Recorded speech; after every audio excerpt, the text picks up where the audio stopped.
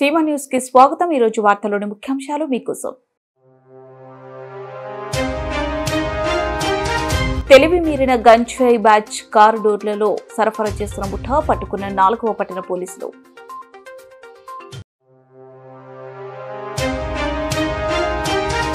టమాటాకు గిట్టుబాటు ధర కల్పించాలి సిపిఎం జిల్లా కార్యదర్శి గౌస్ దేశాయ్।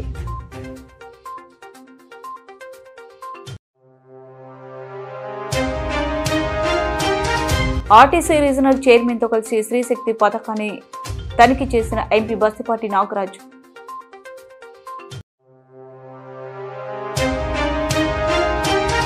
వెంకటస్వామి స్ఫూర్తితో అట్టడుగు వర్గాల అభివృద్ధి కోసం కృషి చేద్దాం కేవీపీఎస్ జిల్లా ప్రధాన కార్యదర్శి ఎండి ఆనంద్ బాబు పిలుపు। ఎంపీడీఓ ఆధ్వర్యంలో పానీయ మండల పరిషత్ సర్వసభ్య సమావేశం। ఉమ్మడి తెలుగు రాష్ట్రాలలో గంజాయి ముఠా రెచ్చిపోతుంది। ఈగల్ టీం బృందాలు పోలీసులు ప్రత్యేక నిఘాతో ఎక్కడికక్కడ కట్టడి చేస్తున్నా కూడా ముఠా తన పంత మార్చుకోవడం లేదు। కొత్త ప్రణాళికలతో గంజాయి సరఫరా చేసేందుకు కుట్రలు చేస్తుంది। ఈ నేపథ్యంలో కర్నూలు నగరం 4వ పట్టణ పోలీస్ స్టేషన్ పరిధిలో గత గురువారం నాడు గంజాయి సరఫరా జరుగుతున్నట్లు వచ్చిన సమాచారం మేరకు కర్నూలు 4వ పట్టణ సిఐ విక్రమ్ సింహ ఆధ్వర్యంలో SI Chandrasekhar Reddy, head constable Khadri, Shakir Srinivasulu, police constable Muralidhar, Subbarayudu, Raghavendra, Khaja Kallur, తహసీల్దార్ K Anjaneyulu, Kalluru revenue inspector Srinivas రెడ్డిల సమక్షంలో బళ్ళారి చౌరస్తా దగ్గర ఫ్లైఓవర్ బ్రిడ్జిపై వాహన తనిఖీ చేపట్టారు। తనిఖీలో ఏపీ 40N 3258 నంబర్ కలిగిన తెల్లని టయోటా గ్లాంజా కార్లో సుమారు 4 లక్షల విలువ చేసే గంజాయి సరఫరా చేస్తున్నట్లు గుర్తించి 5 మంది గంజాయి ముఠాను అరెస్ట్ చేశారు। వాళ్ళ పేరెంట్స్ ఏమన్నా అంటే పేరెంట్స్ కంప్లైంట్ సార్ లేను యాక్చువల్గా ఆర్డీఓ గారు నేను వద్దాం అనుకుంటే ఆర్డీఓ లేడు, వీళ్ళు మున్సిపాలిటీ వీళ్ళు ఓకే ఓకే గుడ్ మార్నింగ్ అండి మీడియా మిత్రులకు అలాగే మీ తరఫున పబ్లిక్ కూడా నమస్కారం। యాక్చువల్గా మనకందరికీ తెలుసు ఈ గవర్నమెంట్ కొత్త గవర్నమెంట్ ఫామ్ అయ్యాక ఈ డ్రగ్స్ మీద బాగా ఉక్కుపాదం మోపి ఆల్మోస్ట్ ఒక ఈగల్ పేరుతో ఒక సంస్థ కూడా ఫామ్ చేసినారు। దానికి ఐజీ రవికృష్ణ సార్ కూడా దాన్ని ఆర్గనైజ్ చేస్తూ టైం టు టైం ప్రోగ్రామ్స్ కూడా ఈ డ్రగ్స్ మీద మాదక ద్రవ్యాలు ఏ విధంగా ఉపయోగించకూడదు, వాటిని స్టోర్ కూడా చేసుకోకూడదు, కల్టివేట్ చేయకూడదు అని ఈ యాంగిల్స్ లో కంటిన్యూగా ఒక 4-5 నెలల నుంచి మీకు బాగా తెలుసు క్లియర్ గా డ్రగ్స్ వద్దు బ్రో అనే కాన్సెప్ట్ మీద ప్రత్యేకమైన డ్రైవ్, తర్వాత క్యాంపస్లు, తర్వాత ఆపరేషన్ సేఫ్ జోన్ పేరుతో క్యాంపస్లు, తర్వాత అవుట్స్కట్స్ లో ఉండే ఇళ్ళ మీద కంటిన్యూస్ గా డ్రైవ్ జరుగుతూ ఉంది। దాంట్లో భాగంగానే నిన్న అంటే 14th ఈవినింగ్ 5:30 to 6 మధ్యలో మా 4 టౌన్ సిఐ గారు విక్రమ్ సిన్హా గారు అట్లాగే ఎస్ఐ చంద్రశేఖర్ రెడ్డి తర్వాత టీమ్ మెంబర్స్ అందరికీ ఒక credible information about the drug transportation. Drugs అంటే ప్రధానంగా మనకు అదర్వైజ్ సైకోట్రాఫిక్ సబ్స్టెన్సెస్ కాకుండా కూడా ఈ గంజా పేరుతో అక్కడ నుంచి మనకు లాంగ్ టైప్ నుంచి స్మగ్లింగ్ జరుగుతున్నట్టు ఒక క్రెడిబుల్ ఇన్ఫర్మేషన్ రావడంతో బళ్ళారి చౌరస్తా దగ్గర వెహికల్ చెకింగ్ చేపట్టడం జరిగింది। టమాటా పంటకు గిట్టుబాటు ధర కనీసం కిలో 10 రూపాయలు ఇవ్వాలని సిపిఎం పార్టీ జిల్లా కార్యదర్శి గౌస్ దేశాయ్ ప్రభుత్వాన్ని డిమాండ్ చేశారు। టమాటా పంటకు గిట్టుబాటు ధర ఇవ్వాలని రైతులను ఆదుకోవాలని కోరుతూ నేడు సిపిఎం పార్టీ ప్రతినిధి బృందం పత్తికొండ టమాటా మార్కెట్లో పర్యటించడం జరిగింది।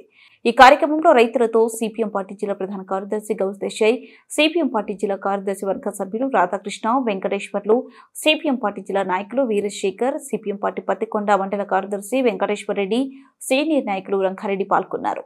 ఈ సందర్భంగా గౌస్ దేశాయ్ మాట్లాడుతూ మార్కెట్లో ప్రస్తుతం టమాటా ధర 3 రూపాయల నుండి 6 రూపాయల వరకు మాత్రమే ధర పలుకుతుందని, దీనివల్ల రైతులు చాలా నష్టం కలుగుతుందని ఆవేదన వ్యక్తం చేశారు। కార్యక్రమంలో సిపిఎం పార్టీ మండల కమిటీ సభ్యులు సిద్ధయ్య గౌడ్, సురేంద్ర, గంగన్న, తుగ్గలి మండల కార్యదర్శి శ్రీరాములు, ప్రజానాట్య మండలి జిల్లా నాయకులు కాశీ, రమేష్, సిఐటియు మధికేర మండల కార్యదర్శి రాముడు, ప్రజా సంఘాల నాయకులు మధు, దుర్గప్ప, కారప్ప తదితరులు పాల్గొన్నారు। ఎందుకు జ్యూస్ ఫ్యాక్టరీ అసలు నోటి నుంచి ఈ సంవత్సర కాలంలో ఎక్కడైనా ఒక స్టేట్మెంట్ అయినా వచ్చిందా? ఇదిగో చూడండి ఆపిల్ లాగా పండ్లు ఉన్నాయి। ఈ పండ్లు మిగతా ప్రాంతాల పోతే దీని ఖరీదే చాలా విపరీతంగా ఉంటుంది। అందుకోసం ఇప్పుడున్నట్టు ఏదైతే ధరలు ఉన్నాయో కేవలం రైతులు ముచ్చెట్టిన ధర। వాళ్ళు నేను రైతులతో అడిగాను, మా ట్రాన్స్పోర్ట్ ఖర్చులు సరిపోతాయి, ఇవి అక్కడి నుంచి ఇక్కడ తీసుకోవడానికి ఒక జతకు 10 రూపాయలు పడుతుంది, 10 నుంచి 15 రూపాయలు పడతా ఉంది। ఆ రకమైన కంపేసుకుని వస్తే ఇక్కడ 4 రూపాయల కిలోల ప్రకారం పోతే మాకు రవాణా ఛార్జీ ప్లస్ కూలీ ఈ 2 మాత్రమే సరిపోతుంది. మా పంటకు గిట్టుబాటు ధర లేదు. మేము వేస్ట్ గా పండించడం గత్యంతరం లేక గతి లేక మార్కెట్ లో వస్తే కనీసం ఏదైనా మిగతా ఆశతో వస్తున్నాం తప్ప మేము తిరిగి వెళ్ళకపోతే చేతులతో ఖాళీ చేతులు పరిస్థితుల్లో రైతులు చెప్తా ఉన్నారు. అందుకని సిపిఎం పార్టీకి మేము డిమాండ్ చేస్తా ఉన్నాం. అయ్యా మహానుభావులారా, ఇప్పుడైనా మీరు ఆలోచించండి. రైతే రాజంటున్నారు, రైతే వెన్నెముక అంటున్నారు, మాటలో చూపించకండి. పత్తికొండ టమాటా పండించే రైతులు ఈ దేశంలోనే ఒక రకంగా చెప్పిన ప్రపంచంలోనే ఇక్కడ పండించిన పంట టమాటా పంట చాలా విలువైంది, చాలా ఖరీదైంది. మరి అట్లాంటి విలువైన పంట ఇక్కడ పండించేటప్పుడు ఆదుకోవాల్సిన బాధ్యత ప్రభుత్వం ఉంది. ఇప్పటికైనా కూటమి ప్రభుత్వం అధికారంలోకి వచ్చిన తర్వాత ప్రజలకు ఇచ్చిన హామీలన్నీ అమలు చేశామని కర్నూలు ఎంపీ బస్తిపాటి నాగరాజు అన్నారు. కర్నూలు ఆర్టీసీ బస్టాండ్లో RTC Rayalaseema regional chairman Poola నాగరాజుతో కలిసి ఎంపీ బస్తిపాటి నాగరాజు స్త్రీశక్తి పథకం తీరుపై మహిళలు స్పందనను అడిగి తెలుసుకున్నారు. కర్నూలు జిల్లాలో ప్రతిరోజు 50,000 మంది మహిళలు ఉచితంగా ప్రయాణం చేస్తున్నారని ఆర్టీసీ చైర్మన్ పూల నాగరాజు తెలిపారు. స్త్రీశక్తి పథకం సక్రమంగా అమలు చేస్తున్న అధికారులను చైర్మన్ అభినందించారు. కర్ణాటక, తెలంగాణ రాష్ట్రాల కన్నా ఆంధ్రప్రదేశ్ రాష్ట్రంలో మహిళలు ఉచిత బస్సు ప్రయాణం మంచిగా అమలవుతుందన్నారు.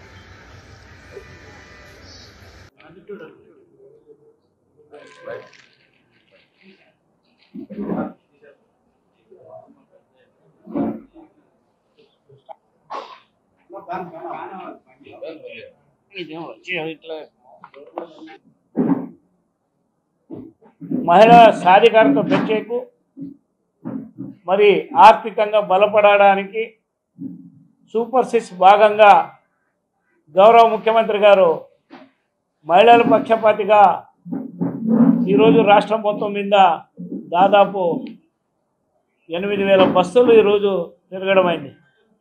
కడప జోన్ 3,400 బస్సులు ఈరోజు స్త్రీశక్తికి వినియోగించడం జరుగుతూ ఉంది. అందులో భాగంగానే కర్నూలు ఈరోజు మరి ఈ జిల్లాలో దాదాపు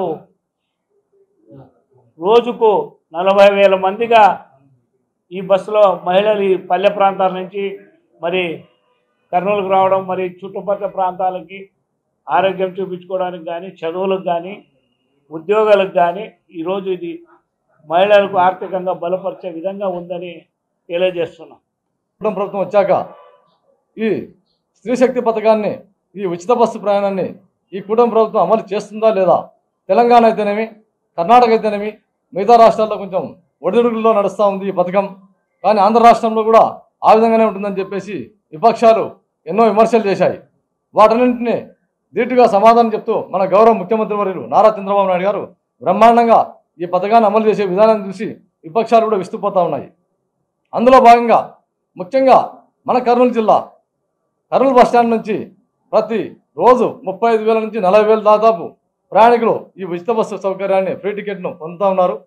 నెలకు దాదాపు 10,50,000 మంది ఈ పథకాన్ని వినియోగించుకుంటున్నారు. దాదాపు 5 కోట్ల రూపాయలు దీని మీద ఇన్వెస్ట్మెంట్ చేయడం జరుగుతుంది గవర్నమెంట్. దీని ద్వారా ఎంతోమంది ఈ కర్నూలు అంటేనే కరువుకు వలసలకు నిలయము. అందులో భాగంగా విద్యార్థులైతేనేమి, ఉద్యోగస్తులైతేనేమి, ఉపాధి కూలీలైతేనేమి వీరంతా ఈ పథకాన్ని సంపూర్ణంగా యూజ్ చేసుకుంటారు. అందుకు గాను మరొక్కసారి నేను గౌరవ ముఖ్యమంత్రి వర్యులకు మనసారా నా హృదయపూర్వక ధన్యవాదాలు తెలియజేస్తాను. కర్నూలు బస్టాండ్ నుంచి కేవీపీఎస్ న్యూ సిటీ మాజీ ఉపాధ్యక్షుడు వెంకటస్వామి స్ఫూర్తితో అట్టడుగు వర్గాల అభివృద్ధి కోసం ఉద్యమిద్దామని కేవీపీఎస్ జిల్లా ప్రధాన కార్యదర్శి ఎండి ఆనంద్ బాబు పిలుపునిచ్చారు. మంగళవారం కర్నూలు నగరంలోని షరీనగర్లో వెంకటస్వామి గృహంపై వెంకటస్వామి 2వ వర్ధంతి కార్యక్రమాన్ని నిర్వహించారు. కేవీపీఎస్ న్యూ సిటీ అధ్యక్షులు ఏసురాజు అధ్యక్షతన జరిగిన వర్ధంతి కార్యక్రమంలో ముందుగా వెంకటస్వామి చిత్రపటానికి పూలమాలలు వేసి నివాళులు అర్పించారు.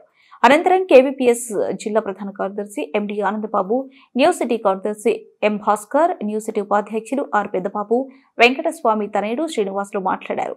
ఎలాంటి చదువు లేకపోయినా రోజువారీ వృత్తిపై ఆధారపడి బ్రతికే వెంకటస్వామి తాను సంఘంగా మారిన తర్వాత నేర్చుకున్న చైతన్యంతో తన నివాస ప్రాంతంలో ప్రజలు ఎదుర్కొనే సమస్యలపై ఎప్పటికప్పుడు సంఘం దృష్టికి తీసుకుని వచ్చి సమస్యల పరిష్కారం అయ్యేదాకా పోరాటం నిర్వహించారన్నారు. అనంతరం డిఎస్సీలో విజయం సాధించిన వెంకటస్వామి తనయుడు శ్రీనివాసులను సంఘం నాయకులు శాలువ పూలమాలతో సత్కరించి అభినందించారు.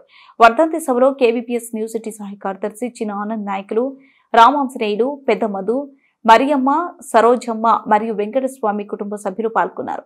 వెంకటస్వామి గారి స్ఫూర్తితో ఈ ప్రాంతంలో ఏ రకమైన సమస్య వచ్చినా ఆ సమస్యల పరిష్కారం కోసం మేమంతా కూడా పనిచేస్తాం అని చెప్పేటువంటి ప్రయత్నం చేయాలి.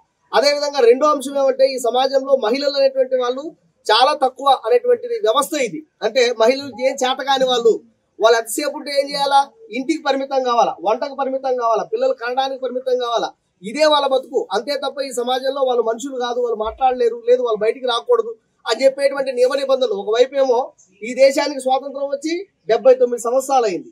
79 సంవత్సరాల తర్వాత కూడా ఇలాంటి ఆలోచన ఇంకా ఉంది. అంటే ఒక మనిషి, అది ఆడైతే ఏమో మగైతేనేమి, ఎవరైనా సరే ప్రతి మనిషి ఈ సమాజంలో చైతన్యం ఉన్న వాళ్ళు ప్రతి ఒక్కరు ప్రశ్నించగలుగుతారు, ప్రతి ఒక్కరు మాట్లాడగలుగుతారు, ప్రతి ఒక్కరు ఈ సమాజంలో కదిలి ఆ రకంగా సమస్య పరిష్కారానికి దోహదపడగలుగుతారు. కానీ ఈ సమాజం ఏం చేస్తుందంటే సాంప్రదాయాల నడుమ మిమ్మల్ని అట్లే బిగించి పెట్టి అక్కడే ఒక దగ్గర కూర్చోబెడుతుంది. కాబట్టి కానీ వెంకటస్వామి గారు కోరుకున్నదేమి, మొత్తం జిల్లాలోనే ఎక్కడ మనకు మహిళలు లేనప్పుడు ఈ ప్రాంతంలో ఉండేటువంటి కొద్దిమంది మహిళలన్నా కూర్చోబెట్టి మనకు ఒక కమిటీని ఏర్పాటు చేయించాడు. అంటే ఎస్, మా వాళ్ళు ఉన్నారు, మా వాళ్ళు మాట్లాడగలుగుతారు, వీళ్ళని కూడా చైతన్యం చేస్తే ఎంతో కొంత ఈ సమాజానికి ఉపయోగపడుతుంది అని చెప్పేసి ఆ రకంగా మహిళలందరినీ కూడగట్టేటువంటి గొప్ప వ్యక్తి వెంకటస్వామి గారు. కాబట్టి ఆయన స్ఫూర్తితో మనం చేయాల్సిన పని ఏమంటే ఈ ప్రాంతంలో ఉండేటువంటి మహిళలను కూడా మరింత, ఎవరైతే మనం ముందుకు వచ్చినటువంటి వాళ్ళం ఉన్నామో మనదే బాధ్యత. కాబట్టి అలాంటి మరింత మనలాంటి వాళ్ళను కూడగట్టేటువంటి ప్రయత్నం చేయడం, వాళ్ళ సంఘంగా మార్చేటువంటి ప్రయత్నం చేయడం. నా ఫస్ట్ గురువు మా నాన్నకి చదువు రాదు కానీ ప్రపంచం అంతా తెలుసు. లెక్కలు చదువుకున్న వాళ్ళు కూడా లెక్కలేరు. మా నాన్న అంత బాగా లెక్కలేస్తాడు. నాకు ఫస్ట్ నుంచి చదువు ఇలా చదవాలి, ఇది ఎమ్మెల్యేలను ఎలా ఎన్నుకుంటారు, ఎంపీలను ఎవరు ఎన్నుకుంటారు, మినిస్టర్ ఎవరైతారు అనే దగ్గర నుంచి మా నాన్న నాకు నేర్పించినాడు. ఎలా ఉండాలి, పెద్దలతో ఎలా ఉండాలి. మా నాన్న, నేను బాగా చదువుకున్నాను. ఎంత చదువుకున్నానంటే మా ఇంట్లో వాళ్ళకి కూడా తెలియదు. నేను ఇప్పుడు పిహెచ్డీ చేస్తున్నా. మా నాన్న ఉన్నప్పుడు నాకు పిహెచ్డీ సీట్ వచ్చింది, ఆయన మా నాన్నకు తెలియదు. ఎందుకంటే ఆయన అప్పటికే ఆయన పైన నేను డిపెండ్ అయినాను, ఇంకెందుకు ఇబ్బంది పెట్టాలి అనే ఉద్దేశంతో అప్పుడు క్యాన్సిల్ చేసుకొని ఉన్నా. అయినా కానీ మా నాన్నకు తెలియదు. ఎందుకంటే మా నాన్న ఆశయం ఒక్కటే, ఒక గవర్నమెంట్ జాబ్ ఒక్కటే తీసుకోవాలా, నా కొడుకు గవర్నమెంట్ జాబ్లో ఉండాలనుకున్నాడు. 2018లో వస్తుంది అనుకున్నాను, అప్పుడు ఒక మార్క్ పోయింది.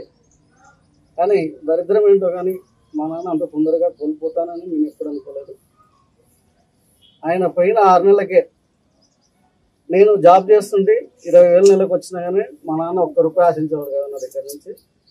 నా చదువులకు నేను పెట్టుకున్న పాణ్యం నియోజకవర్గ పరిధిలోని పాణ్యం మండలం ఎంపీడీఓ ఆధ్వర్యంలో మండల పరిషత్ సభ్య సమావేశం నిర్వహించారు. ఈ కార్యక్రమానికి పాణ్యం శాసనసభ్యులు మరియు ఆంధ్రప్రదేశ్ రాష్ట్ర స్త్రీ శిశు సంక్షేమం, వికలాంగుల మరియు వృద్ధుల కమిటీ చైర్పర్సన్ గౌరు చరితారెడ్డి ముఖ్య అతిథులుగా హాజరయ్యారు. ఈ సందర్భంగా ఎమ్మెల్యే మాట్లాడుతూ పాణ్యం నియోజకవర్గ అభివృద్ధి కోసం ప్రతి ఒక్కరూ కృషి చేయాలని, ప్రజల క్షేమమే కూటమి ప్రభుత్వ ధ్యేయమని తెలిపారు. ఈ కార్యక్రమంలో పాణ్యం మండల ZPTC, MPP, MPDO Praveen Kumar, Panyam మండల తహసీల్దార్ నరేంద్రనాథ్ రెడ్డి, మండలంలోని పలువురు సర్పంచులు, ఎంపీటీసీలు, సంబంధిత వివిధ శాఖల అధికారులు పాల్గొన్నారు. ఎల్లప్పుడూ ముందుంటామని కూడా ఈ సందర్భంగా తెలియజేస్తా ఉన్నాం. అన్ని ముందే మన నియోజకవర్గం అందరికీ తెలియజేస్తా ఉన్నాం. తొందరలోనే మనకి రేషన్ కార్డులు కూడా ఎట్లయితే మనకు ఇన్ని రోజుల లెక్కల కాకుండా స్పాట్ కార్డులు వస్తా ఉన్నాయి, అవి కూడా పంపిణీ చేసి వచ్చాయి ఆల్రెడీ. వాటిని కూడా పంపిణీ చేసే కార్యక్రమం కూడా తొందరలోనే ఉంటుందని కూడా ఈ కరోనాలో తొలగించిన ఆర్టీసీ స్వీపర్స్ 11 మందిని తిరిగి వీధుల్లోకి తీసుకోవాలని కోరుతూ ఆర్టీసీ రాయలసీమ రీజన్ చైర్మన్ పూల నాగరాజు, ఎంపీ బసపాటి నాగరాజును కలిసి సిఐటియు నగర అధ్యక్షులు నగేష్, కోశాధికారి సాయిబాబా, ఆర్టీసీ స్వీపర్స్ యూనియన్ నాయకులు, వర్కర్స్ కలిసి విన్నవించారు. గతంలో ఆర్టీసీలో 43 మంది స్వీపర్స్ పనిచేస్తుంటే కరోనా సమయంలో పని లేదు, తక్కువగా ఉందని చెప్పి చాలా మంది వర్కర్స్ ని తొలగించారు. అనేక మార్లు విన్నవి కొంతమందిని విధుల్లోకి తీసుకున్నారు. మిగిలిన 11 మంది విధుల్లోకి తీసుకోవాలని కోరారు. ఆర్ఎంని వెంటనే 11 మంది కార్మికులను విధుల్లోకి తీసుకునేలాగా ఈడీకి ప్రపోజల్ పెట్టామని చైర్మన్ ఆదేశించారు. అనేక సంవత్సరాల నుండి పనిచేసే కరోనాలో తొలగించడంతో పని లేక కార్మికులు పస్తులు ఉంటున్నారని తెలిపారు. కావున వెంటనే ఆర్టీసీ యాజమాన్యం 11 మందిని పనిలోకి తీసుకోవాలని కోరారు. కార్యక్రమంలో సిఐటియు నాయకులు దేవరాజు, నరసింహులు తదితరులు పాల్గొన్నారు.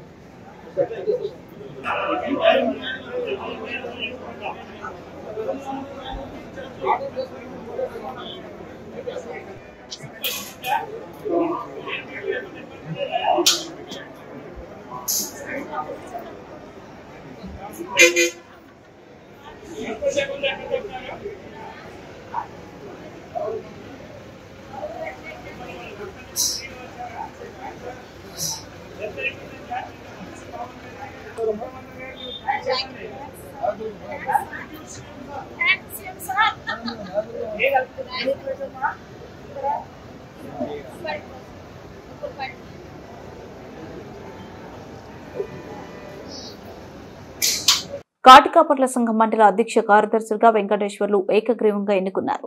గూడూరు మండల కాటికాపర్ల సమావేశ మండల కేంద్రంలోనే సంజీవయ్య నగర్లో ఆ సంఘం జిల్లా నాయకులు రంగన్న అధ్యక్షత వహించారు. సమావేశాన్ని ఉద్దేశించి శ్మశానంలో గుంతలు తీసి పూడ్చే కాల్చే కాటికాపర్ల సంఘం రాష్ట్ర నాయకులు ఎండి ఆనందబాబు, జిల్లా ఉపాధ్యక్షులు రాజా రమేష్ మాట్లాడారు. వృత్తి గుర్తింపు కోసం వృత్తిదారులందరినీ 4వ తరగతి ఉద్యోగులుగా నియమించాలి. వృత్తి పరికరాలను ప్రభుత్వమే ఉచితంగా ఇవ్వాలనే ప్రధానమైన డిమాండ్లతో భవిష్యత్ పోరాటాన్ని కొనసాగించాలని వారు పిలుపునిచ్చారు. అనంతరం కాటికాపర్ల నూతన మండల కమిటీని ఎన్నుకున్నారు. ఎస్డికేఎస్ నూతన మండల అధ్యక్షులుగా వెంకటేశ్వర్లు, కార్యదర్శిగా గిరి, ఉపాధ్యక్షులుగా తిమ్మరాజు, గిడ్డయ్య, సహాయ కార్యదర్శులుగా బతుకన్న, రాంబాబు, కమిటీ సభ్యులుగా పెద్దరాజు, వేణుగోపాల్, శేఖర్, చిన్న గిడ్డయ్య, శివరామకృష్ణ, కర్రెన్న, తిమ్మప్ప, శ్రీనివాసులు, తిరుమలేశ్వరులను ఏకగ్రీవంగా ఎన్నుకున్నారు. కానీ మన సంఘం ఈ సంఘం కేవలం ఏదో మన ప్రాంతంలో ఉండే సంఘం కాదు, మొత్తం దేశవ్యాప్తంగా ఉండేటువంటి సంఘం. దేశవ్యాప్తంగా ఉన్నటువంటి సంఘం. ఈ సంఘంలో మనిషి మారుతాడు, సంఘం మారదు. ఆంధ్రలో మారచ్చు, కానీ సంఘం అట్లే ఉంటుంది. సంఘంలో ఇంట్లో వచ్చి ఆ సంఘంలో పనిచేస్తూ ముందుకు. కానీ మన కర్ణాటకలో పోరాటం నిర్వహించాం. ఎంత పోరాటం నిర్వహించాం కర్ణాటకలో నిర్వహిస్తే ఆ ప్రభుత్వం వృత్తిగా ఒప్పుకోయింది. ఆ ప్రభుత్వం మిమ్మల్ని అందరూ వృత్తిదారులుగా గుర్తిస్తామని చెప్పేసి ఒప్పుకోయింది. ఐడెంటిటీ కార్డు ఇచ్చింది, వృత్తి పరికరాలు ఇచ్చింది, మీకు 4వ తరగతి ఉద్యోగంలో గుర్తిస్తామని చెప్పి హామీ ఇచ్చింది. దానికి సంబంధించినటువంటి సర్వేలు చేస్తా ఉంది. ఎట్లా ఎక్కడ ఏ రూపంలో తీసుకోవాలా అని చెప్పేసి వాళ్ళు ఆ ప్రాంతానికి తగ్గట్టుగా దానికి సంబంధించినటువంటి ప్రయత్నం చేస్తున్నారు. వాళ్ళు పక్కనే ఉన్నటువంటి కర్ణాటక రాష్ట్రంలో సాధించుకోగలిగింది ఆంధ్ర రాష్ట్రంలో మనం సాధించుకోలేమా? ఆంధ్ర రాష్ట్రంలో మనం సాధించుకోలేమా? సాధించుకొని తీరుతాం. ఎందుకు సాధించుకోలేము? ఐక్యత లేదు కాబట్టి సాధించుకోలేము అని చెప్పేటువంటి ఒక భయం. కాబట్టి మనమే కనుక ఐక్యంగా తిరగబడగలిగితే, ఐక్యంగా మాట్లాడగలిగితే, ఐక్యంగా ప్రశ్నించగలిగితే, ఐక్యంగా నడవగలిగితే తప్పకుండా 100% మన హక్కును మనం సాధించుకుంటాం. అందుకోసం వృత్తి గుర్తింపు కూడా గుర్తించి 4వ తరగతి ఉద్యోగంగా నియమించాలా, మా వృత్తి పరికరాలు ఉచితంగా ఇవ్వాలని చెప్తుంది. వృత్తి పరికరాలు ఏంటి? మనం శలక తీసుకుంటాం, గడ్డపార తీసుకుంటాం, పార తీసుకుంటాం, చలిక పార కంప. వీటితో పాటు మనం అనుకున్నది ఏమంటే, మేము అదే కుళ్ళిన గుప్పిన రోగం వచ్చిన మా చేతులతో ముట్టుకుంటున్నాం. చేతులు బదులు ఇవ్వండి, చేతులు బదులు ఇవ్వండి. చూస్తున్నాం చాలా చోట్ల శ్మశానాలు ఎట్లుంటాయి, సాధించాలి శ్మశానం. మనం చూస్తాం మిగతా వాడి శ్మశానం ఏమో కానీ ఊరందరూ వస్తే వాళ్ళు పూసేటువంటి శ్మశానాలన్నా కొద్దిగా పెద్దగా ఉంటాయి. నువ్వు వస్తే నువ్వు పూసేటువంటి స్థలం ఇంతే ఉంటుంది. చాలా వార్తలు ముగించే ముందు ముఖ్యాంశాలు మరోసారి. తెలివి మీరిన గంజాయి బ్యాచ్ కారు డోర్లలో సరఫరా చేస్తున్న ముఠా పట్టుకున్న 4వ పట్టణ పోలీసులు.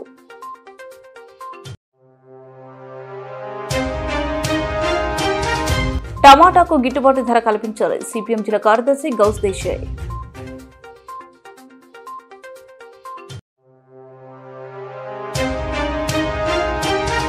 ఆర్టీసీ రీజనల్ చైర్మన్ తో కలిసి శ్రీశక్తి పథకాన్ని తనిఖీ చేసిన ఎంపీ బస్తిపాటి నాగరాజు.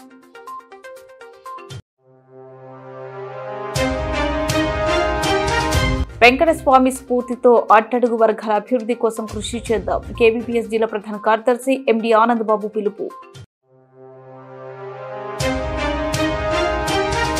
ఎంపీడీఓ ఆధ్వర్యంలో పానీయ మండల పరిషత్ సర్వసభ్య సమావేశం.